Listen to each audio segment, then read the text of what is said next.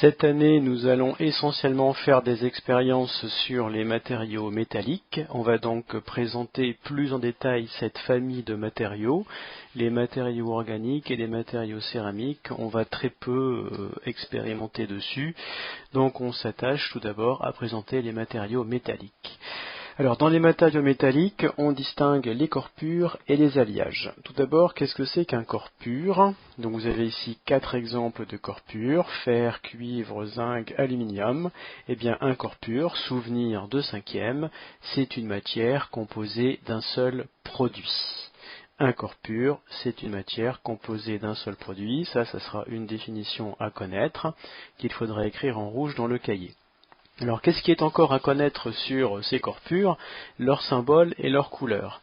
Donc, vous avez ici les 4, bon, on en a mis 1, 2, on en a mis 6, mais on va travailler surtout sur le fer, le cuivre, le zinc et l'aluminium. On ne fera pas d'expérience sur l'or et l'argent. Bien sûr, l'or et l'argent, c'est trop cher. Le symbole, le symbole, c'est le symbole des atomes.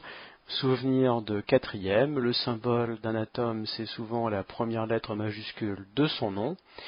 Et si les symboles de 2 atomes commencent par la même lettre, on prend une 2e lettre, qui est souvent la 2e lettre minuscule de l'atome. Donc qu'est-ce que ça donne comme symbole? Eh bien, vous voyez, pour le fer, le symbole c'est Fe, parce que le F est déjà pris par le fluor. Pour le cuivre, Cu, parce que le C est déjà pris par le carbone. Zinc, Zn. Aluminium, Al. Argent, Ag. Or, Au. Ces symboles, ici, sont à connaître par cœur. Ensuite, les couleurs sont aussi à connaître. Alors l'or, vous savez que c'est généralement jaune, l'argent c'est blanc brillant, et ensuite on peut observer des petites différences au niveau des 4 autres métaux. Alors ça, c'est pas à apprendre par cœur, les chiffres qui sont là, c'était juste pour discuter en classe des propriétés des matériaux. Alors un exemple, si je suis fabricant d'avions, et que je veux faire un avion en métal, quel métal je vais utiliser?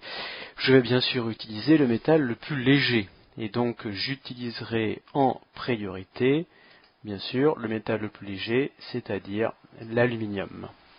Bien, donc ces corps purs, évidemment, il faut les connaître.